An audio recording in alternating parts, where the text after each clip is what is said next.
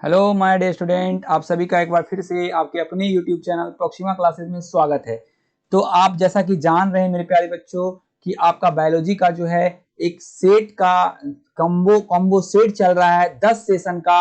आपका 2 सेट हो चुका है मेरे प्यारे बच्चों। ये इस सेशन का तीसरा सेट है, एकदम इंपॉर्टेंट है मेरे प्यारे बच्चों। इतना टीटीआई क्वेश्चन है इसमें कि आप उसकी कल्पना भी नहीं कर सकते हैं। आप ये 28 क्वेश्चन एकदम स्किप नहीं कर सकते हैं। ये 2800 का 2800 क्वेश्चन आपके 2023 एग्जाम में 2022 के एग्जाम में एकदम इंपॉर्टेंट है, दोनों साल के लिए मेरे प्यारे बच्चों। इसलिए इन सारे क्वेश्चनों को आप अच्छे से करेंगे, कॉपी कलम साथ में रखेंगे और इन क्वेश्चनों को अच्छे से आप रीड करेंगे और अच्छे से नोट डाउन करेंगे। एकदम हमें विश्वास है और आप जो है हमसे जुड़िए, फटाफट जुड़िए, कमेंट कीजिए और सेशन को लाइक और शेयर जरूर कर दीजिए मेरे प्यारे बच्चों। हम आपके लिए जी जान से मेहनत कर रहे हैं, हम आपको टॉपर देखना चाहते हैं। इस बार आप 28 में कितना जवाब देते हैं सही, आप देख लीजिएगा, आप मिला लीजिए। 28 क्वेश्चन, सिर्फ 28 क्वेश्चन है मेरे प्यारे बच्चों। आपके लिए हम लाए हैं 28 क्वेश्चंस, ठीक है। 28 क्वेश्चंस में आप कितना का सही जवाब देते हैं, अपनी तैयारियों को परख लीजिए। एकदम इंपॉर्टेंट क्वेश्चन हम आपके लिए लाए हैं, कॉपी कलम लेकर के बैठिए। चलिए बच्चों, अगर इस चैनल पे आप नए हैं तो प्लीज सब्सक्राइब कर दीजिएगा और बेल आइकन दबाना नहीं भूलिएगा, क्योंकि ये नोटिफिकेशन आपको डायरेक्टली आपके नोटिफिकेशन में जाएगा। जब तक आप बेल आइकन को नहीं प्रेस करिएगा नोटिफिकेशन नहीं जाएगा बच्चों, और आपको पता नहीं लगेगा कि हमारा वीडियो कब आपके पास पहुंचा, कब आया। इसलिए नोटिफिकेशन ऑन करके जरूर रखिएगा। चलिए मेरे प्यारे बच्चों, फटाफट जुड़ जाइए और हाँ, जो है चैनल को लाइक जरूर कर दीजिएगा, ठीक है। चलिए, आपको पहला क्वेश्चन दिख रहा है मेरे प्यारे बच्चों, कह रहा है भ्रूण संवर्धन प्रयुक्त होता है, ठीक है। इम्बेरो कल्चर इज यूज्ड इन, आपको पता है मेरे प्यारे बच्चों, भ्रूण का अध्ययन जो है इम्बेरियोलॉजी कहलाता है। आपको पता होना चाहिए भ्रूण का अध्ययन जो है इम्बेरोलॉजी कहलाता है, इम्बेरियोलॉजी, ठीक है। याद रखिएगा इसको, बहुत ही इंपॉर्टेंट ऑब्जेक्टिव है। भ्रूण का अध्ययन इम्बेरियोलॉजी कहलाता है। तो वही पूछ रहा है यहाँ बच्चों कि भ्रूण संवर्धन में एम्ब्रियो कल्चर में क्या यूज होता है, आपको जवाब देना है। इसका सही जवाब हो जाएगा संकर अवरोधकों को दूर करना। जो भ्रूण संवर्धन प्रयुक्त होता है वो संकरण अवरोधकों को दूर करने में यूज होता है मेरे प्यारे बच्चों। एक का सही आंसर जो है सी ऑप्शन राइट आंसर है एक का। चलिए दूसरे नंबर क्वेश्चन पे चलते हैं मेरे प्यारे बच्चों। दूसरा नंबर क्वेश्चन आपको दिख रहा होगा, डीएनए शुद्धिकरण के दौरान पादप कोशिकाओं के लिए कौन एंजाइम व्यवहार में लाया जाता है। डीएनए शुद्धिकरण के दौरान पादप कोशिकाओं के लिए कौन सा एंजाइम व्यवहार में लाया जाता है। लाइसोजाइम, सेल्यूलोज, काइटिनेज, क्यूटिनेज, ठीक है। 4 ऑप्शन आपको दिया हुआ है, देख लीजिए, लाइसोजाइम, सेल्यूलोज, काइटिनेज या cutinase. During DNA purification which enzyme is used to treat plant cells, ठीक है बच्चों। तो सेल्यूलोज जो है बिल्कुल इसका राइट आंसर होगा, सेल्यूलोज, ठीक है। डीएनए का शुद्धिकरण किससे किया जाता है, सेल्यूलोज से। इसको आप नोट डाउन कीजिएगा, अगर याद नहीं है तो टीटीआई है मेरे प्यारे बच्चों। चलिए इसी के साथ तीसरे क्वेश्चन पे चलते हैं। तीसरा क्वेश्चन आपको दिख रहा है, देखिएगा, वांछित विशेषताओं वाले पौधे, ठीक है बच्चों, ध्यान से पढ़िएगा। वांछित विशेषताओं वाले पौधे और जंतुओं को प्राप्त करना किसके द्वारा संभव हो सका है। जेनेटिक इंजीनियरिंग, उत्तक संवर्धन, इकेवाना तकनीक, क्रोमोसोमल इंजीनियरिंग, ठीक है बच्चों। आपका इकेवाना तकनीक के आप बारे में जानते हैं, ये जापान का एक तकनीक है, फूलों को सजाने का एक तकनीक है, ठीक है बच्चों, फूलों को सजाता है। आपको पता है टिश्यू कल्चर में उत्तक का अध्ययन किया जाता है, उत्तक का अध्ययन किया जाता है, ठीक है। उत्तक का अध्ययन किया जाता है मेरे प्यारे बच्चों इसमें, ठीक है। किसमें, उत्तक संवर्धन में उत्तक का अध्ययन किया जाता है। इकेवाना तकनीक नहीं होगा, यानी जेनेटिक इंजीनियरिंग आपका जो है आपको पढ़ना है बायोलॉजी में, जेनेटिक इंजीनियरिंग। आपको इसका सही आंसर जो है 3 का जेनेटिक इंजीनियरिंग ही होगा मेरे प्यारे बच्चों। 3 का राइट आंसर है ए, ऑप्शन ए। बहुत अच्छा, आपका अधिकतर का जो जवाब है ए ऑप्शन ही है, बिल्कुल सही। नहीं, बी और सी नहीं होगा मेरे प्यारे बच्चों, आप ए ऑप्शन मारिए, a is the right answer this question. चलिए चौथा नंबर क्वेश्चन पे आते हैं। इटाई इटाई रोग उत्पन्न होता है? आर्सेनिक, नाइट्राइट, पारद या कैडमियम? आपको देखिए, हम ये दरोगा पीटी में क्वेश्चन पूछा था मेरे प्यारे बच्चों, आप इस क्वेश्चन को ध्यान दीजिए, बहुत ही इंपॉर्टेंट क्वेश्चन है। और हम 3 रोग का नाम लिख रहे हैं, ये तीनों रोग में से एक रोग जरूर पूछेगा। नाइट्रेट की कमी से होता है ब्लू बेबी सिंड्रोम, याद रखिएगा, ब्लू बेबी सिंड्रोम, ठीक है बच्चों, याद रखिएगा, लिख लीजिएगा। ब्लू बेबी सिंड्रोम होता है किससे? नाइट्रेट की कमी से। आप पारद को पारा कहते हैं, याद रखिएगा बच्चों, HG कहते हैं। इससे हम लिखाए थे, क्या होता है? मिनी माता रोग होता है, मिनी माता रोग, ठीक है, मिनी माता रोग पारा से, आप याद रखिएगा। और कैडमियम से होता है मेरे बच्चों इटाई इटाई रोग, इटाई इटाई या इटाई इटाई लिखा हुआ रहेगा, इससे आपको कोई दिक्कत नहीं हो जाएगा, ठीक है। और आर्सेनिक बचा है मेरे प्यारे बच्चों, आर्सेनिक से जो होता है वो हो जाता है कौन सा रोग? आपको पता ही होगा, आर्सेनिक से सबसे खतरनाक रोग होता है आपका शरीर का जो है पूरा जो एक एक अंग जो है एकदम गलना स्टार्ट हो जाएगा, ठीक है, बहुत ही खतरनाक रोग होता है। पानी में ये पाया जाता है आर्सेनिक का मात्रा, ठीक है मेरे प्यारे बच्चों।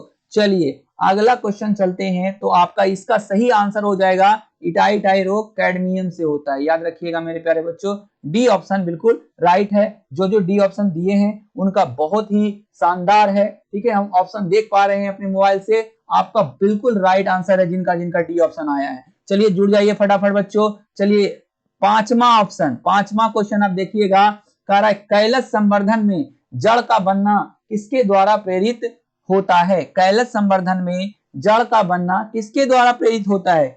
देखिए आप जानते हैं प्लांट हार्मोन्स के बारे में, ठीक है, प्लांट हार्मोन्स आप पढ़े हैं, कौन कौन सा होता है बच्चों? एथिलीन होता है, ऑक्जीन होता है, जिब्रेलिन होता है, साइटोकाइनिन होता है, एक एब्सिसिक एसिड होता है जिसको हम शॉर्ट में ABC कहते हैं, ठीक है, ABC एब्सिसिक एसिड, ठीक है, abscisic acid, ABC abscisic acid याद रखिएगा। पांचवा हार्मोन होता है एब्सिसिक एसिड, ठीक है बच्चों। चलिए तो कैलस संवर्धन में root formation in callus culture is include by, 4 option दिया हुआ है, चारों हार्मोन्स है, आप जानते हैं ये बहुत इंपॉर्टेंट हार्मोन्स है, फल पकाने वाला हार्मोन, एक क्वेश्चन तो एकदम रहेगा ही रहेगा, इससे याद रखिएगा, फल पकाने वाला हार्मोन कहलाता है एथिलीन, ठीक है बच्चों। जिब्रेलिन का कार्य है पौधों को पौधों को लंबा करना। चलिए तो 5 का सही ऑप्शन है आपका ऑक्सीजन मेरे प्यारे बच्चों, जड़ में जो कैलस संवर्धन होता है वो ऑक्सीजन के मदद से होता है, ये बौना पौधा को लंबा करता है, कौन बच्चों? जिब्रेलिन। चलिए अगले क्वेश्चन पे चलते हैं। अगला क्वेश्चन है 6ठा नंबर क्वेश्चन, देखिएगा, बैक्टीरिया के क्रोमोसोम में क्या होता है? बैक्टीरिया का जो क्रोमोसोम होता है उसमें क्या होता है मेरे प्यारे बच्चों? कह रहा है रेप्लिकेशन का एक ओरिजिन, रेप्लिकेशन के बहुत सारे ओरिजिन, डीएनए का रिपेयर नहीं होता, रेप्लिकेशन प्रक्रिया बहुत धीरे होता है, क्या होता है? आपको 6 नंबर का सही जवाब देना है। चलिए फटाफट कमेंट कीजिए मेरे प्यारे बच्चों। बी आया आंसर, नहीं, बी सी आया, डी ए, बिल्कुल सही जवाब है, a is the right answer this question मेरे प्यारे बच्चों, ए जो है बिल्कुल सही जवाब हो जाएगा, रेप्लिकेशन एक ओरिजिन हो जाएगा, ठीक है। चलिए देख लेते हैं, इंग्लिश में भी है, देखिए, there is one origin of replication is the right answer this question. विश्व पर्यावरण दिवस TTI करेंगे इसको हम बच्चों, विश्व पर्यावरण दिवस TTI करेंगे, ठीक है, एकदम पूछेगा। एक होता है विश्व पर्यावरण दिवस, एक होता है विश्व जनसंख्या दिवस, ठीक है बच्चों, 11 जुलाई याद रखिएगा। आपको विश्व जनसंख्या दिवस भी पूछ सकता है, क्योंकि आप जानते हैं जनसंख्या विस्फोट हो रहा है, ठीक है, इसलिए विश्व पर्यावरण और जनसंख्या से संबंधित जितने भी ऑब्जेक्टिव हैं उन्हें आप सही अच्छे से याद कर लीजिए। कह रहा है विश्व पर्यावरण दिवस कब मनाया जाता है मेरे प्यारे बच्चों? World environment day is observed on 5 जून, ठीक है, 5 जून को मनाया जाता है मेरे प्यारे बच्चों। जो डी ऑप्शन है 7 का बिल्कुल राइट आंसर है, D is the right answer this question. चलिए 8वें नंबर क्वेश्चन पे चलते हैं मेरे प्यारे बच्चों।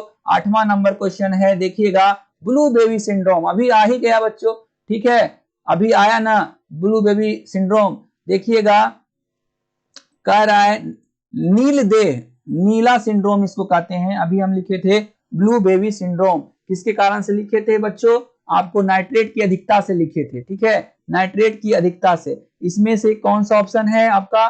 देखिए नाइट्रेट किसमें लगा हुआ है? मिथेनोग्लोबिन में लगा हुआ है नाइट्रेट का फॉर्मूला। NO2 होता है लास्ट में, मिथेनोग्लोबिन का फॉर्मूला, यानी नील देह सिंड्रोम। इसको ब्लू बेबी सिंड्रोम का हिंदी होता है, याद रखिएगा बच्चों, भूलिएगा मत, TTI कर लीजिए। नील देह सिंड्रोम, हम ये पूछेंगे आपसे कि नील देह सिंड्रोम क्या होता है? ब्लू बॉडी सिंड्रोम, ठीक है, ब्लू बॉडी सिंड्रोम, इसमें जो है पूरा शरीर ब्लू हो जाता है।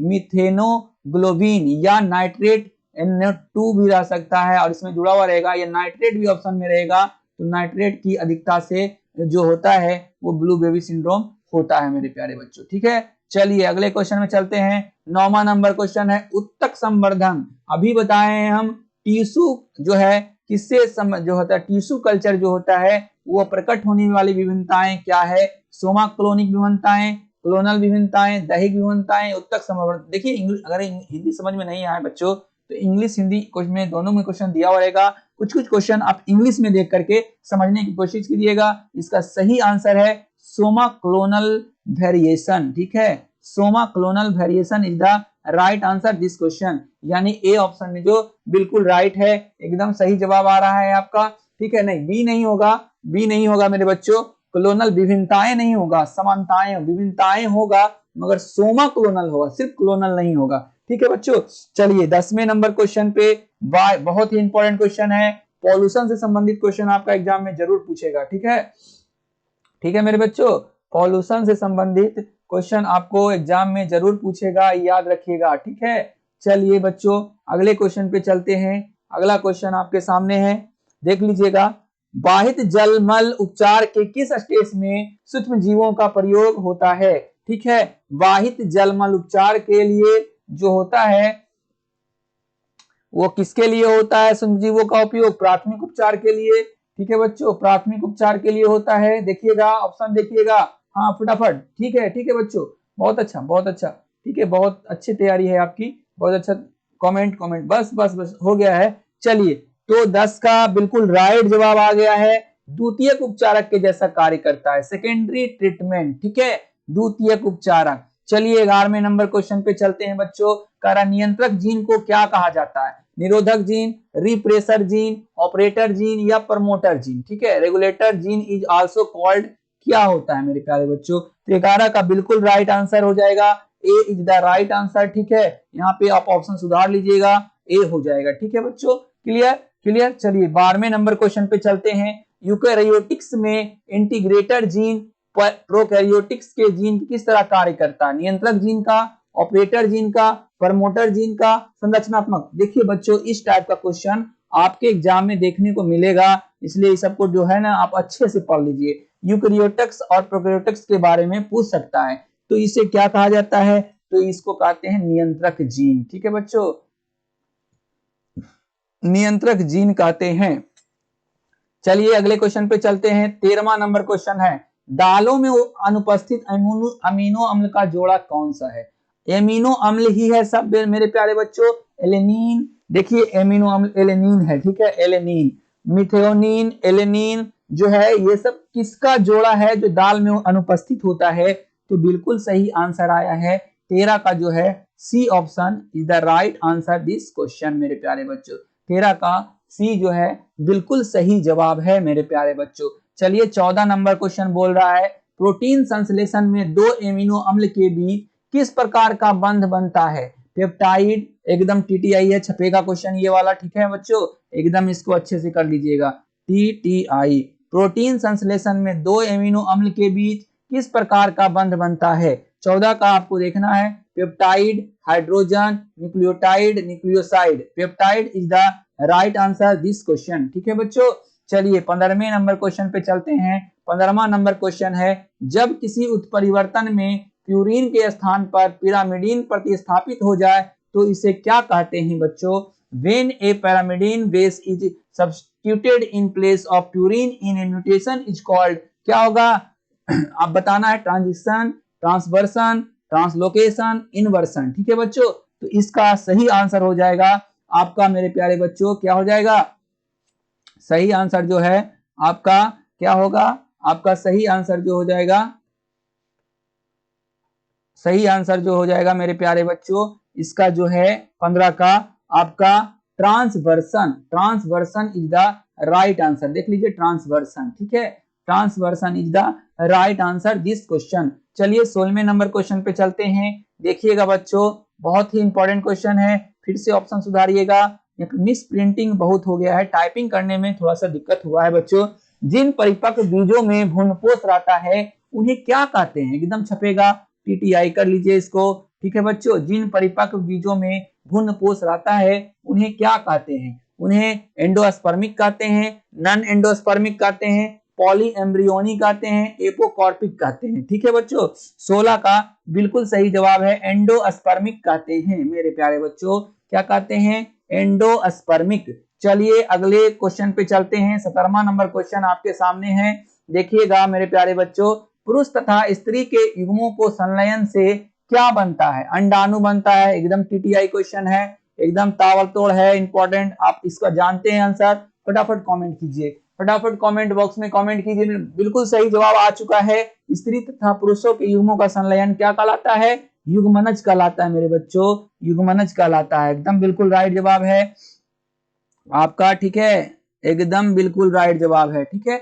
चलिए 18वें नंबर क्वेश्चन पे आते हैं। 18वां नंबर क्वेश्चन है संघभर्ता, ठीक है, संघभर्ता मतलब समझते हैं बच्चों, नहीं ना समझते हैं, तब देखिए हिंदी का इतना अल्टर है, इसको प्रेगनेंसी कहते हैं, ठीक है, प्रेगनेंसी, जब लड़की औरत प्रेग्नेंट होती है उसी को कहते हैं संगर्भता, ठीक है, प्रेगनेंसी। देख लीजिए इंग्लिश इसलिए आपको पढ़ना पड़ेगा थोड़ा बहुत। संगर्भता के दूसरे माह के अंत तक भ्रूण में विकसित हो जाते हैं, सिर पर बाल, पाद एवं अंगुलियां, सभी प्रमुख अंग, पूर्ण रूप से सभी अंग। देख लीजिए most of major organ, fully developed organ, limb and digits, hair on head. क्या हो जाता है दूसरे महीने में मेरे प्यारे बच्चों, दूसरा महीना में जो है पाद एवं अंगुलियां जो है बनना शुरू हो जाता है मेरे प्यारे बच्चों, आप याद रखिएगा, दूसरा महीना में बच्चा का पाद एवं अंगुली जो है बनना शुरू हो जाता है। चलिए 19वें नंबर क्वेश्चन बहुत ही इंपॉर्टेंट है, आप इसको टीटीआई कीजिए,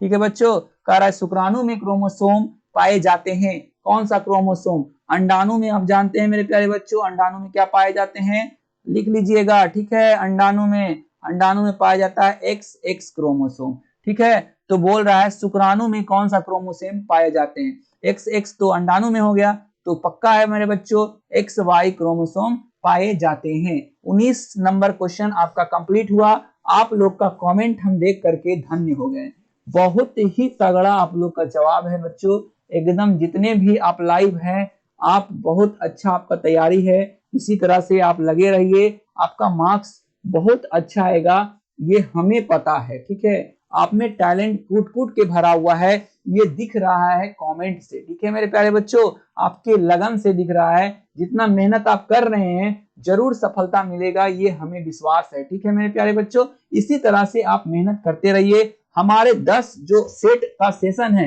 एकदम कंप्लीटली एक एक ऑब्जेक्टिव उसका पढ़िए, आपका एक भी ऑब्जेक्टिव नहीं छूटेगा मेरे प्यारे बच्चों। चलिए देखिए रिलैक्सिन, बार बार हम चर्चा करते रहते हैं, रिलैक्सिन हार्मोन, रिलैक्सिन हार्मोन, आपको पता होगा रिलैक्सिन हार्मोन जो है जब प्रेग्नेंट महिला रहती है, जब बेबी कंसीडर होने वाला रहता है, तो उसका जो है रिलैक्सिन हार्मोन स्रावित होता है, जिससे बच्चा जो है आसानी से बाहर निकल पाता है योनि द्वार से, ठीक है। तो रिलैक्सिन हार्मोन किस किस ग्रंथि से स्रावित होता है, गर्भाशय से, अपरा से, ठीक है, अपरा को प्लेसेंटा कहा जाता है। देख लो बच्चा, हिंदी अगर नहीं समझ में आए तो हम बार बार बोल रहे हैं, इंग्लिश का आप जरूर देखिएगा, relaxin secreted from uterine, placenta, fallopian tube, ovary, ठीक है, गर्भाशय से, अपरा से, डिंबानी नलिका से या अंडाशय से। रिलैक्सिन स्रावित कहां से होता है मेरे प्यारे बच्चों, आपको इसका जवाब देना है, तो इसका बिल्कुल सही जवाब है मेरे प्यारे बच्चों अंडाशय से, ठीक है। रिलैक्सिन हार्मोन कहां से निकलता है, ओवरी से, अंडाशय को इंग्लिश में ओवरी भी कहा जाता है। चलिए मेरे प्यारे बच्चों अगले क्वेश्चन पे चलते हैं। 21वां नंबर क्वेश्चन कह रहा है, बहुत ही इंपॉर्टेंट है, बार बार आता है ये, ठीक है, इसको भी टीटीआई कर लीजिए और इसको भी टीटीआई कर लीजिए 21 नंबर को, बार बार रिपीटेड हो रहा है, आप देख सकते हैं। कम से कम हम 2-3 सेट में ये क्वेश्चन आपको बता चुके हैं। महिलाओं में शल्य क्रिया द्वारा बांध्यकरण, देखिए शल्य क्रिया है ना, फिर हिंदी नहीं समझ में आए तो इंग्लिश देख लीजिएगा। ट्यूबेक्टोमी होता है बच्चों, द्वारा बंद करण प्रक्रिया को क्या कहते हैं? देखिए नलिका उच्छेदन, समझ में आ रहा है? नहीं समझ में आ रहा है तो हम देखेंगे इंग्लिश में। देखिए ट्यूबेक्टोमी दिख रहा है। वैक्सोक्टोमी आप जानते हैं क्या किसमें होता है? मेल में होता है, हम लिख दे रहे हैं मेल, ठीक है। और व्यूटेक्टोमी होता है फीमेल। ट्यूबेक्टोमी होता है ट्यूब रहता है, ट्यूब को काट दिया जाता है, इसीलिए ट्यूबेक्टोमी कहा जाता है। और लड़का लोग में नस होता है, जब नस काट दिया जाता है तो कहा जाता है वैक्सेक्टोमी। वैक्स मतलब नस होता है मेरे प्यारे बच्चों, और ट्यूब मतलब ग्रंथि। तो नलिका उच्छेदन जो है इसका राइट आंसर है मेरे प्यारे बच्चों। चलिए 22वें नंबर क्वेश्चन में एकदम सबका अधिकतर का कमेंट जो है आप लोग का देख रहे हैं, अधिकतर का सही है मेरे प्यारे बच्चों। देखिए हम आपका नाम नहीं ले पा रहे हैं, इसका एक कारण है, हम आपका ज्यादा समय नष्ट नहीं करना चाहते हैं, ठीक है मेरे प्यारे बच्चों। हम आपका समय को बचाना चाहते हैं, क्योंकि हमें पता है आपका एग्जाम जो है नजदीक है, आपको समय का भी जरूरत है। फिर बाद में एग्जाम जब हो जाएगा तो फिर एकदम लाइव होंगे हम लोग, आपस में खूब गपशप करेंगे। चलिए 22 नंबर क्वेश्चन है, मेल जर्मिनल सेल आर, नर जर्मिनल कोशिका कैसी होती है? वेरी वेरी इंपॉर्टेंट है, टीडीआई कर लीजिए इसको। जो कह रहा है मेल जो है, मेल जर्मिनल कोशिका कैसी होती है? सेल कैसा होता है? द्विगुणित होता है, अगुणित होता है, त्रिगुणित होता है, या इनमें से कोई नहीं होता है? तो 22 का बिल्कुल सही जवाब है डाइपोल्ड होता है, ठीक है मेरे प्यारे बच्चों, डाइपोलाइड होता है। डाइपोलाइड आपका बिल्कुल राइट आंसर है। चलिए एक रोग और आया है, एकदम वेरी वेरी इंपॉर्टेंट रोग है, सुजाक।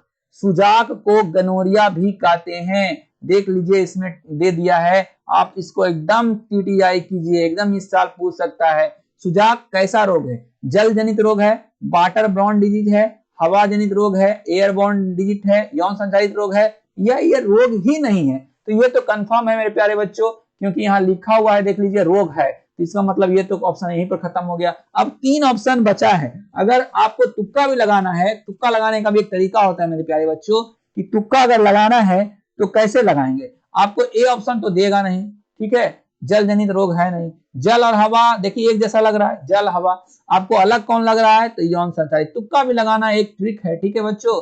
यौन संचालित रोग है सुजाक, बिल्कुल राइट आंसर है सुजाक। जिसका जिसका आया है उनका बहुत अच्छा है। चलिए अगला फिर से है, हाइड्रोफोबिया एवं एड्स होता है, कितना इंपॉर्टेंट है आप समझ सकते हैं। एड्स का फुल फॉर्म, ठीक है, आपको हम बता दे रहे हैं कौन कौन क्वेश्चन याद करना है। एड्स का फुल फॉर्म आपको याद रखना है, एचआईवी का फुल फॉर्म याद रखना है, वायरस का फुल फॉर्म याद रखना है, ठीक है, आपको ये सब का याद रखना है। एड्स हो गया, एचआईवी हो गया, वायरस हो गया, और एचआईवी जो एड्स एचआईवी होता है उसके लिए कौन सा टेस्ट कराया जाता है, ठीक है, ये सब आपको याद रखना है। एलिसा टेस्ट कराया जाता है बच्चों, हम लिख दे रहे हैं एलिसा टेस्ट, ठीक है। एड्स का फुल फॉर्म जानते ही हैं, एचआईवी का जानते ही हैं, वायरस का जानते ही हैं, आपका समय ज्यादा नष्ट नहीं कर रहे हैं। हाइड्रोफोबिया जो है कुत्ता को काटने से होता है, ये बोल रहा है किससे होता है, तो आपको पता है मेरे प्यारे बच्चों किससे होता है? वायरस से। हाइड्रोफोबिया जब कुत्ता काट लेता है तो हमको पानी से डर लगने लगता है, उसी को कहते हैं हाइड्रोफोबिया। और एड्स तो जानते ही हैं, यौन संचालित रोग है, इसे जो है असुरक्षित यौन संबंध बनाने से एड्स रोग हो जाता है, या फिर किसी दूसरे को यानी रक्त आदान करने पर भी एड्स हो सकता है, किसी के सुई को हम यूज कर लें तो भी एड्स हो सकता है, ठीक है। चलिए 25वें नंबर क्वेश्चन पे चलते हैं। बीसीजी का टीका बहुत इंपॉर्टेंट है, very very important, very very important, TTI. BCG का फुल फॉर्म है, आप कमेंट बॉक्स में जरूर कमेंट कीजिएगा बीसीजी का फुल फॉर्म, ठीक है। बीसीजी का फुल फॉर्म आप कमेंट बॉक्स में कमेंट कीजिए। कह रहा है बीसीजी का टीका बच्चों को किस बीमारी के बचाव में दिया जाता है? डायरिया नहीं मेरे प्यारे बच्चों, पोलियो नहीं बच्चों, हैजा नहीं बच्चों, क्षय को टीबी रोग के नाम से भी जाना जाता है मेरे प्यारे बच्चों, बच्चे में ही इस बीसीजी का टीका लगा दिया जाता है, ठीक है। चलिए अगले क्वेश्चन पे चलते हैं मेरे प्यारे बच्चों। अगला क्वेश्चन 26वां नंबर है, फिर से आ गया, देखिए रिपीटेड क्वेश्चन, बहुत इंपॉर्टेंट क्वेश्चन है, इसको टीटीआई कर लीजिए, ठीक है। चलिए फटाफट कमेंट कीजिए इस क्वेश्चन को आंसर, बहुत अच्छा, लगभग अधिकतर का सही जवाब आ रहा है कि निम्न में कौन सी गाय की नस्ल उच्च दूध उत्पादन की है? फटाफट जवाब दीजिए मेरे प्यारे बच्चों, फटाफट, हम आपके कमेंट का वेट कर रहे हैं, क्योंकि कल ही परसों ये क्वेश्चन हम किए हैं। डोरसेट, होलिस्टीन, पासमीना, नेलोर, देखिए आपका सही जवाब क्या होता है? बहुत अच्छा मेरे बच्चों, होलिस्टीन जो है उच्च नस्ल की गाय है, ठीक है, होलिस्टीन। चलिए अगले क्वेश्चन पे चलते हैं। इस सेशन के हम जो है सेकंड लास्ट क्वेश्चन पे चल चुके हैं। निम्न में कौन सी मछली समुद्र में पाई जाती है? कतला तो पोखर में, तालाब में पाया जाता है मेरे प्यारे प्यारे बच्चों, तालाब में। आपको ये सब जानना बहुत जरूरी है। लोबियो, कतला, आप एक मछली को अच्छे से पहचानते थे, कतला। अब रहा 3 मछली, लेबियो, कैलेरियस, बॉम्बे डक। ठीक है बच्चों, तो इसका जो है सही आंसर जो है बॉम्बे डक हो जाएगा। बाकी ये दोनों मछली छोटे छोटे होते हैं, जैसे पुठिया होता है उसी तरह का होता है लेबियो, चमकीला होता है, ठीक है, और कैलेरियस उसी टाइप का होता है। ये दोनों भी तालाब में पाए जाते हैं, ठीक है, तालाब में पाए जाते हैं मेरे बच्चों। ये जो मछली है बॉम्बे डक, बॉम्बे डक जो है, बॉम्बे डक जो है बिल्कुल राइट आंसर है इसका 27 का। ठीक है बच्चों, चलिए 28वें नंबर क्वेश्चन, इस सेशन के लास्ट क्वेश्चन पे हम आ रहे हैं मेरे प्यारे बच्चों। कह रहा है मधुमक्खी पालन, ठीक है, मधुमक्खी पालन को क्या कहते हैं? Bee keeping is called, TTI करिएगा, एकदम ताबड़तोड़ इंपॉर्टेंट है। TTI मधुमक्खी के बारे में आपको एक चैप्टर में बहुत सारे टॉपिक पढ़ना है बच्चों। आपको याद रखना है कि जो छत्ता बनाता है वो कौन सा मधुमक्खी बनाता है, मधुमक्खी जो है मधुमक्खी पालन करने से हमें क्या क्या लाभ हो सकते हैं, ये सारे क्वेश्चन लॉन्ग टाइप में पूछ सकता है। कह रहा है मधुमक्खी पालन को क्या कहते हैं? Apiculture, pisciculture, sericulture. ठीक है, आपको पता है सेरिकल्चर रेशम पालन को कहते हैं, पीसीकल्चर जो कहते हैं आपको एपीकल्चर, पीसीकल्चर तो नहीं। हाँ मेरे प्यारे, बहुत अच्छा, बहुत ही अच्छा। लास्ट क्वेश्चन का आप लोग का आंसर बिल्कुल सही आ रहा है, 1-2 के अलावा एकदम सही जवाब है AP culture is the right answer मेरे प्यारे बच्चों। एपी कल्चर जो है इस क्वेश्चन का एकदम राइट आंसर है।